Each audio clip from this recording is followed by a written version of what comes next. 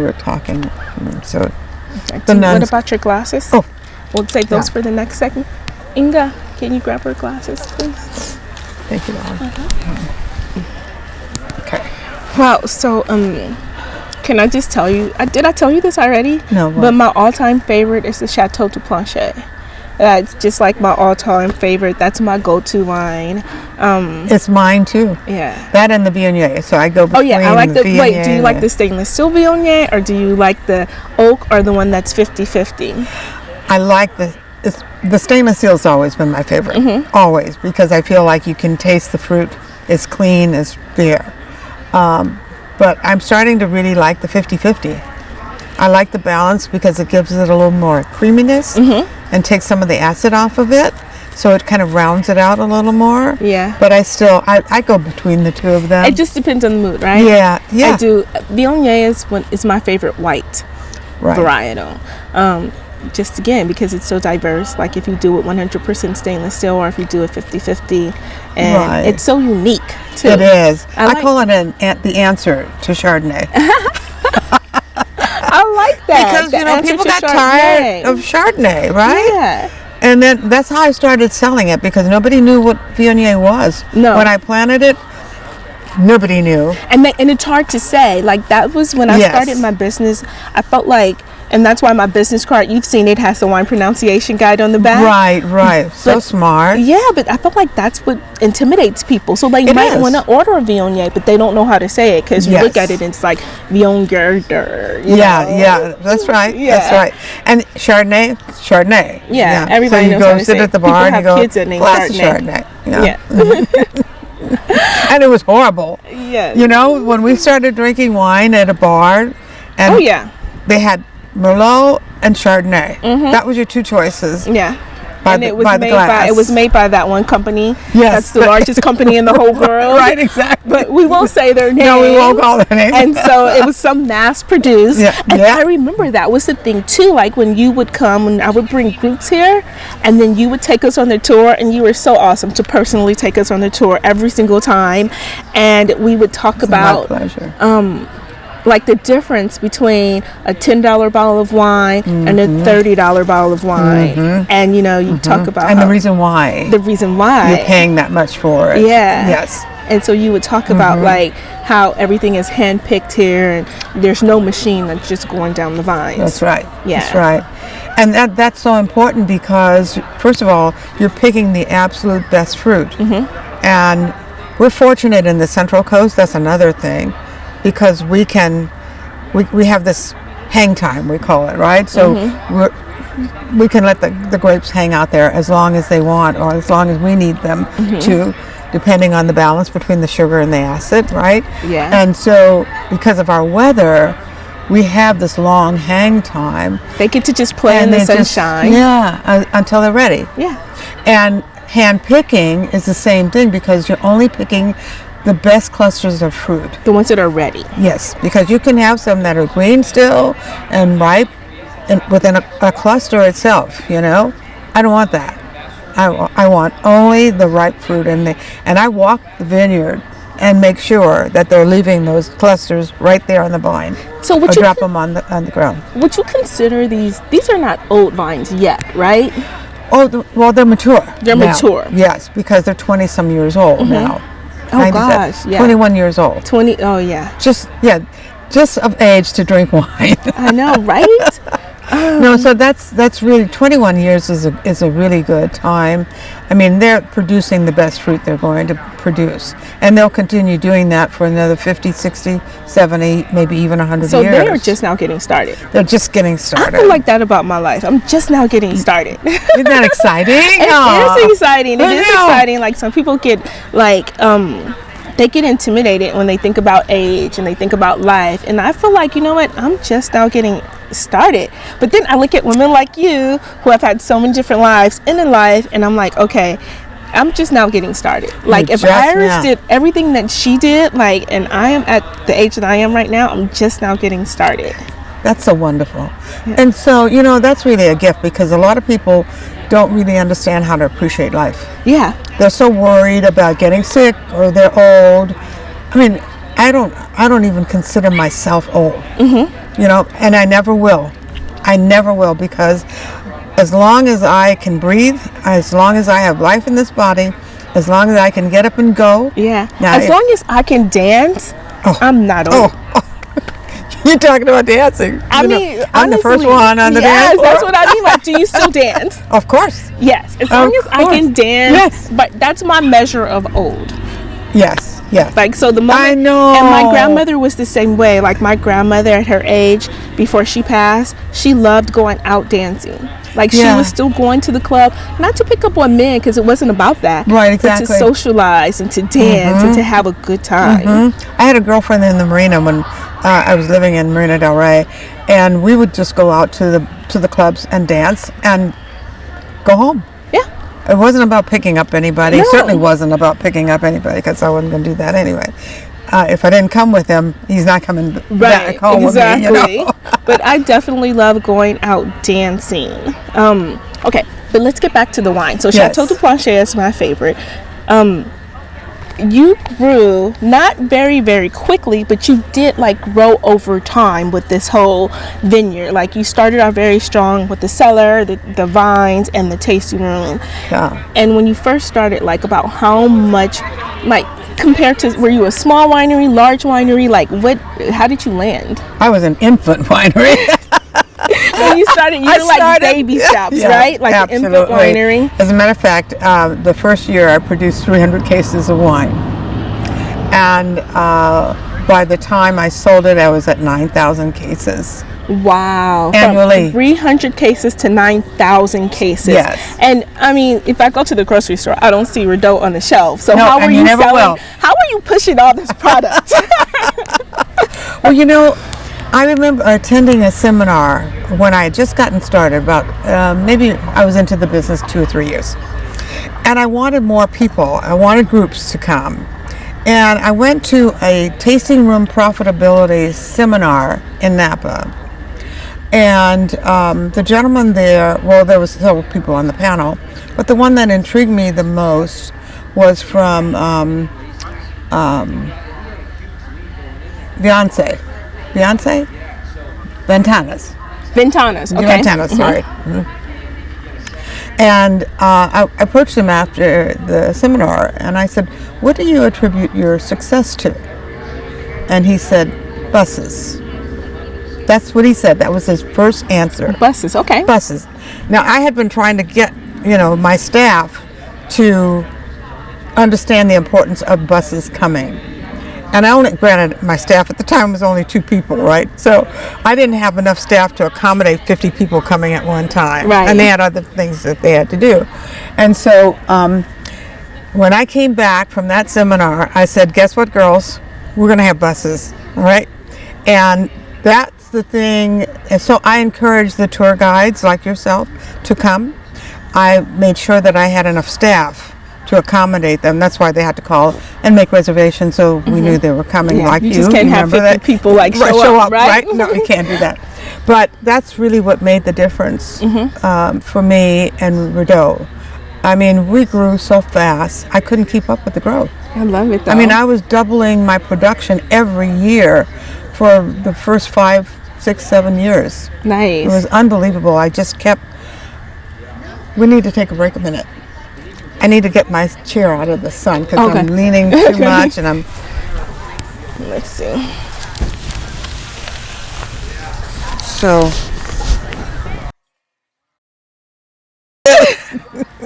All right, so let's talk about this book. I'm super excited for this book.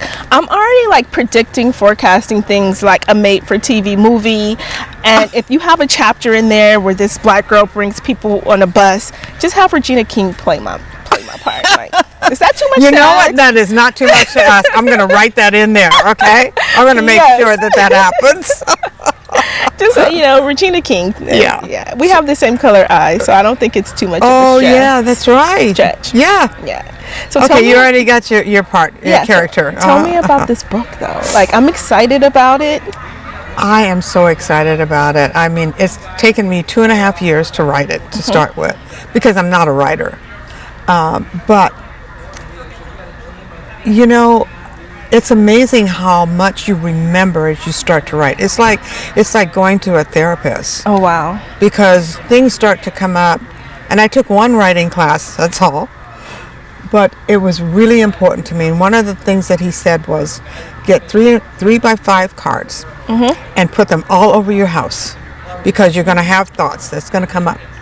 And just write it down, and then you'll index it according to the chapter that you think it's supposed to go into. And I did that. And that helped me so much. I mean, I went through 2 boxes of 3x5 cards before I was finished. And I still have some that I could do. I mean, it's like you could never finish a book. Right, because there's always going to be another chapter to tell, hopefully, right? Yeah. Like, that's no, I want the book to end. It's just that I want to fill in the details more, because I start thinking about the color of my mother's hair, or the chair that I sat in, and when you're reading a book, there's so much detail. I love reading books. I do too. And the woman that wrote Cane River is the one that inspired me the most. She's African American. She grew up in Louisiana, and her family's from Louisiana. I think she was born in Berkeley, in California. Anyway, she was the CEO of a Fortune 500 Silicon Valley company. She found her grandmother's bill of sale, her great-great-grandmother's bill of sale. When she was 14 years old, she was sold for $800. Wow. And she was sold twice. Wow, but $800 back then and there, not to make any fun of it, but she was high valued. Yeah, but she was a human being. Yeah. She was a human being. And so that one just, my back, chills went up and down my back when I finished the book. And I wrote to her. And I said, you're the only one that I want to help me, because I'm not a writer. I've written my book, but I need she does a lot of research. So you need somebody to help you tell your story in the way to enhance it. To enhance it the way a writer would write. Right. Describing things. I could describe the magnolia trees in New Orleans. And by the way, that's how the book starts. When so I was born in 1936. Surprise, surprise. Right. And so I came through segregation. You came through a lot of different eras. A lot of different chapters in my life and eras. My grandmother that I was telling you about helped raise me.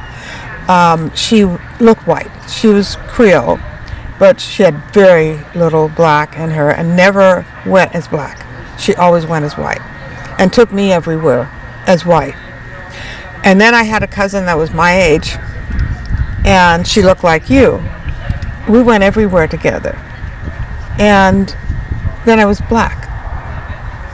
And so I suffered all the injustices of segregation, and I enjoyed all the privileges of white in a southern city, New Orleans. And I was very confused as a child, very, very confused. And it took me years as an adult to figure out what was going on in my life, because they don't tell you anything. Right. Especially the black part. They never want to talk about the black part, which is what we're supposed to be the proudest of, because, we're the ones that made it through, and our ancestors are the ones that got us through.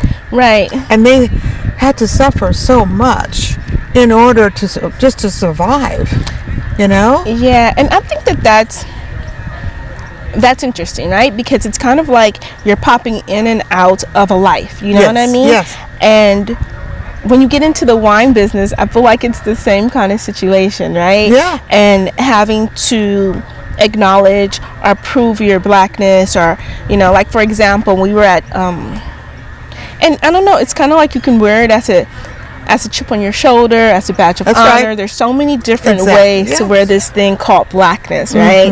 Last night we were at a tasting room, and usually whenever I go to tasting rooms, I always ask for library wines. I always ask for things that are not on the tasting menu. That's just how I am. And a lot of times people celebrate that, and they're like, okay, the moment she asks for a library wine, she knows what she's talking about, and they're happy to pour things. Right. Last night the guy was like, do you even know what a library wine is? He asked you that? He asked me that.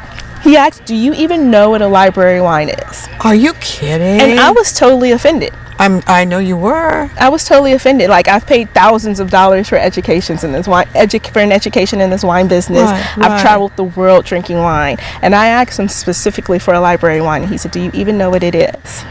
Wow. And the reason that I bring it up is just because, like, I feel like as black people, no matter what industry you're in, no matter even dealing with black people, dealing with white people, there's always this thing where you have to like wear this blackness, prove this blackness, and prove your worth. And so I get it, like you growing up in New Orleans, living in the white world, then going to the black world, and then exiting like the bubble and not Yes. really knowing exactly where you fit in. Exactly.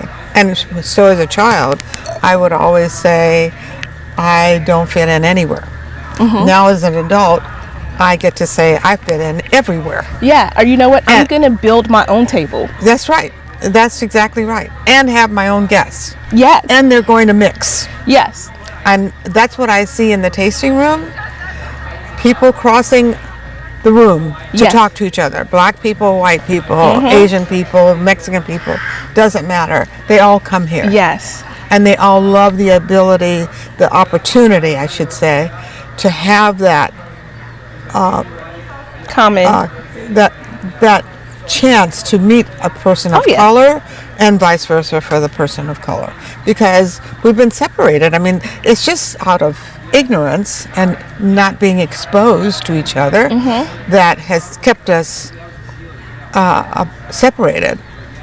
Well, we came from slavery. I mean, that's Right, that's but you understood, pretty but much never thought. lived, and so do you tell that story in the book? You lived through segregation, integration, and then what's after integration? Just people just living where there's no laws, there's no nothing, and so there's One some- of these days. Yeah, well, I mean, I feel like that's where we are right now. And like, besides a few, like, you know, ignorant people here and there, we live in this world. Maybe I'm naive, but I feel like we live in this world where literally you can go and you can be anything that you want, and you can have wine with whoever you want. Right. Well, you know, here's the thing.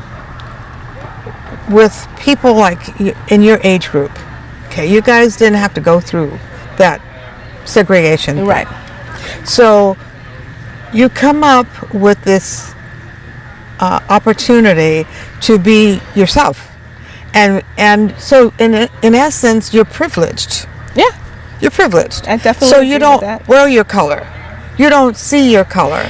You know, you act. I know. There's some subtleties in there, because we live in America, yeah, and it's always going to be. Here's the transition. I went from being in New Orleans, in segregation, to moving to California. We had in the 40s. There was an exodus of people, Creole people, to California, and we were escaping segregation. So we all settled on the avenues Crenshaw, and I don't know if you know the. oh yeah, Central, LA. between Crenshaw and Central Avenue, right? Yeah, that's right. And that was like the Renaissance for Black people in the 40s, right? Yes. Yes. Jefferson, Adams. That was And you had your own, and it barber wasn't came. segregation, but you had your own community of dentists, doctors, Exactly. grocery stores, Yeah. The barber came. bars. Yeah, the bars. Yeah. Yeah. And so with that, and all cultures do that. Yeah. Everybody migrates and stays within their community, right? For support. And so I went through that, but then now I'm an adult in the 50s, and I'm looking for a job. And you know, I was a single mom, so I went through a lot of things. This is all in the book. Trying to grow up, raising a child at 16 years old, 17 years old. And so I found myself working in a sewing factory with my mother, because that was I had no education. I could my high school education was interrupted. I had to have a tutor, all that stuff. And then I went back to college. I went to junior college to start with. Then I went off to UCLA. But this was all at night while I'm working in the factory during the day. Okay, but I know I got to get out of this factory. Right. The day I walked in there, I went, no, baby, you are not staying here, you know? No, this is not going to be this your is life. not me. So, okay, so the first year after graduating, my first job was working for an insurance agency. Oh, wait a minute. But while I'm in college, I was taking a business course. And one of the white girls, everybody's white, because nobody took business courses because there was no jobs available, front office jobs available for black people in the 50s in California. So I passed for white. Okay. There's a class across the hall, and it's a cooking class, and it's all black guys in there becoming chefs. It was wonderful. She started calling them horrible names. Because she thought you were white. Yeah, she thought Okay. it was white. Mm-hmm. She didn't, the N-word here, there, every day. Finally, I got so fed up with it, I called her out on it and told her I was black. She went straight to the instructor, and they had a job placement office for when you for anybody graduating from their courses, their classes. I didn't get a job. Wow. I did not get a job. Everywhere I went, the sign was hanging on my back. Wow. So I said, okay, I'll get my own job. So I started going through the LA Times classified, and the first job I got was working for a Jewish firm that was an insurance agency, and it launched my career in insurance. Wow. Isn't that amazing? That's amazing. That's amazing. So it's like you can't give up. So you can allow all of this suppression to hold you down, or you can use it to guide you and give you the strength and the courage that you need Exactly. to excel in life. And so then that's what happened. So then you ended up from there having your own insurance company. Yes. Becoming the first black woman to have your own insurance agency to start with, and then my own securities firm. Nice. And I specialized in pension planning for public employees because I had gotten involved in LA politics. By this time, what year is it? Because Mayor Tom Bradley was in office. Yes, yeah. And that's LA right. was the scene for black people. It certainly was. At this point. And affirmative action. And I'm a believer in affirmative action because I believe in affirmative action. It's called opportunity. That's what I call it. Just give me a chance. I'm not asking for any favors other than to have the same opportunities as everybody else. Yeah. And I'll perform for you. Yeah. And that's what I always say. You know what? Open up the door and let me in. Yep. Let me in, because once I'm in, I'm definitely going to perform. Absolutely. But if all the doors are closed, but they're open for other people, that's not fair. So for me, affirmative action is making sure that the door is open for everybody. Right. And that was one of the things that I did with Tom Bradley. We started the affirmative action program together. Nice. Along with Johnny Cochran was there at the time. And so I sat on the board for 14 years. Chaired it for 3 or 4, I don't remember, a lot of years. And we actually had to set up the whole program, computer systems, for reports and making sure that women and minorities achieved our goals that we set for them. So Bradley was there for, I think, 8 years, 10 years, something like that. I was there the whole time with him. And so there were, like I said, there was several black-owned businesses that participated and assisted him in achieving our goals. Nice. So, when we started, we had a 5% goal for women and a 10% goal for minorities. And we couldn't make 5% for women. We couldn't even reach a 5% goal for women contractors. Is it because you didn't have the talented women to put them in these opportunities? Yes. Wow. We couldn't find the businesses. Yeah. We advertised, we did everything. But by the time I left, the goal was 15% for women and 30% for minorities, and we reached those goals. Nice. Nice. But did you have to go back and so it's one thing to say, okay, now we're going to open up the doors and we're going to have this opportunity for you. But then what I find, in the work that I do and the things that I do besides my normal work business, I try to make sure that people are prepared with the tools so that when the opportunity arises, they can take advantage of that. That's right. For example, I volunteer a lot. So I volunteer in South Africa for a group called PYDA, and I teach an entrepreneurship class, a wine entrepreneurship class. Oh, wonderful. So, you are so amazing. Thank you. But I've learned from the best. And the whole point of it is just that, you can have these doors that are open, but then you have people who don't even know that the doors exist, or they don't even have the tools to walk through the doors. Exactly. So it's important to take a couple steps back. Yes. And that was the thing that kept us from reaching our goal initially. But one of the things that Tom Bradley asked me to do was to create a bond guarantee program for minorities and women doing business with the city of LA, because that was one of the drawbacks. Having to provide the city with a performance bond in order to get the contract is another obstacle, a big obstacle. Is a performance bond like an insurance? Like if I say I want to do business with you, I have to have a certain level of insurance? Exactly. Is that what that means? Yes. Okay. In case you default on the contract, then the bond kicks in. Okay. But trying to get a bond is like trying to get a loan. So if you don't own a home or you don't have the assets to allow you to afford to get, or the assets, the financial assets, financial ability, that would be another difficult hurdle. So we did that, and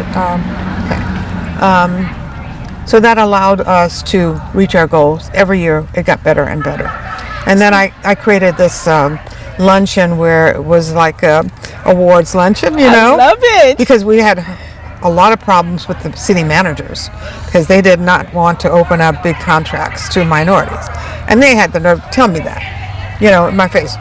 We can let you have contracts for supplies, office supplies, or janitorial. Yeah, but when you're privileged for so long, when you say something that's inappropriate, it doesn't bother you because you don't see it as inappropriate. Well, that's racism too, isn't it? It is, but the thing about it is, I call it unintentional racism. Yeah, right. Because exactly. I don't feel like a lot of people intend to be racist, but when you have access and privilege for so long, you don't know what it's like when you're blocking that from somebody else. Yes. That's right. So it's unintentional racism, and it exists. That's what it is. Yeah. And that's why I equated it to racism. I should have said unintentional, because people that can say I'm not a racist when in fact they are. There's so many subtleties that go into racism, and it has to do with the fact that when you have so much, you just expect that everybody else has the same opportunity. Right. And when you don't have to face adversity, or you don't have to face things based on the color of your skin or the fact that you're a woman, you don't know what it's like. Right. And but let's just talk about something a little bit more light, because I feel like we could really take this. It's so psychological, you know what I mean? Yes. And some people, the difference I feel like between me and you and other people is some people take that and they internalize it and they let them stop them. Well, right? that was the point I was getting ready to make about your age group.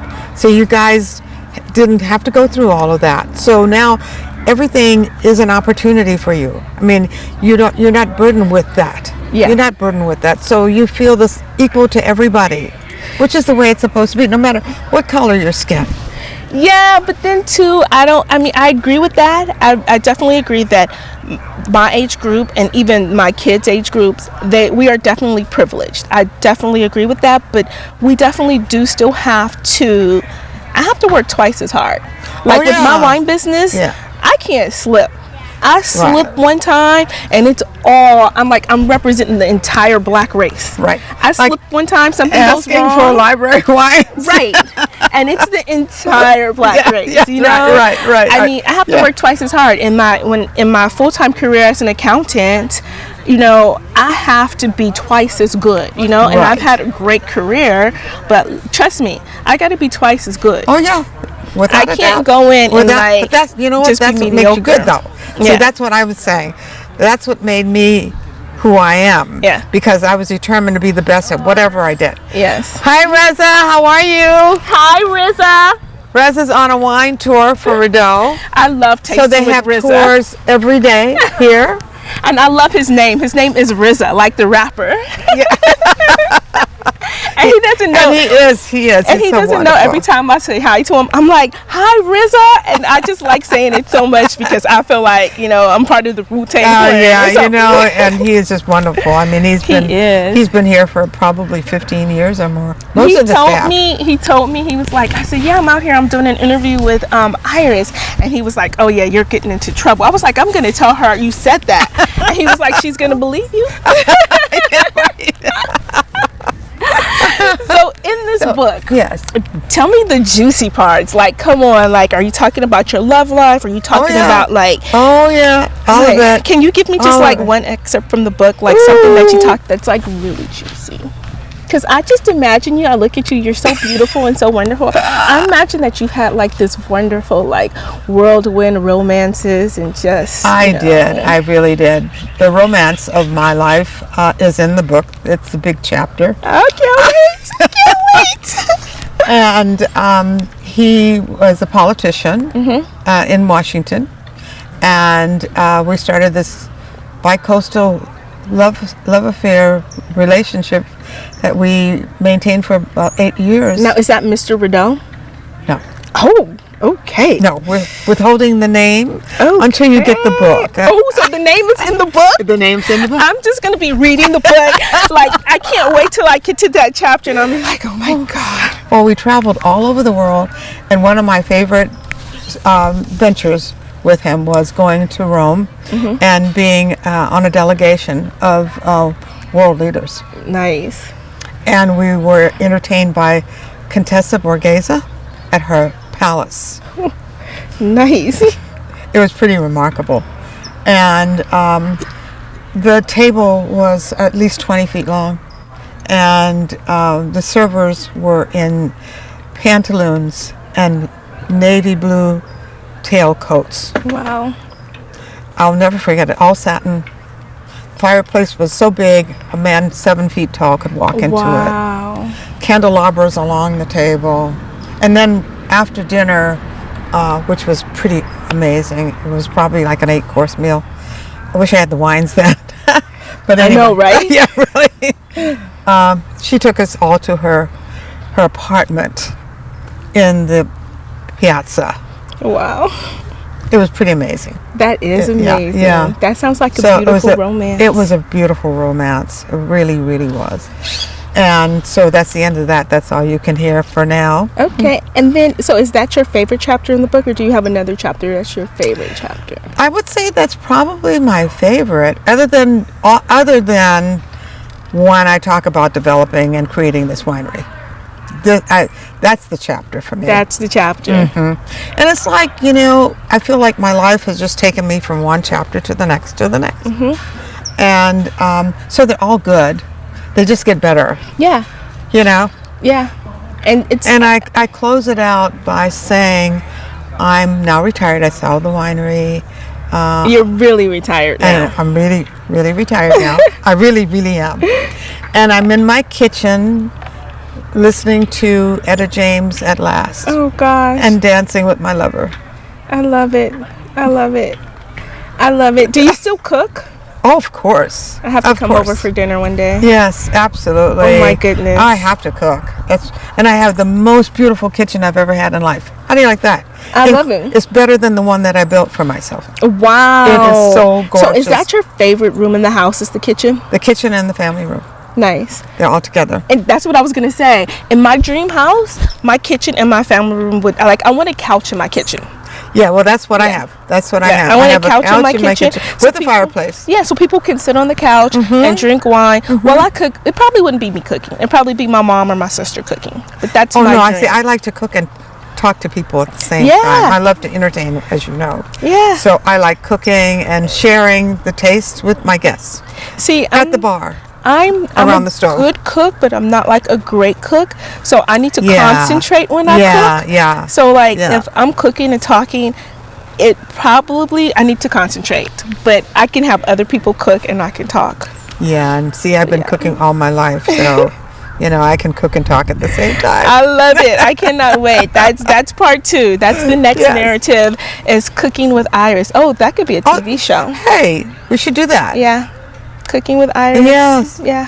I love Why it. not, huh? Yeah.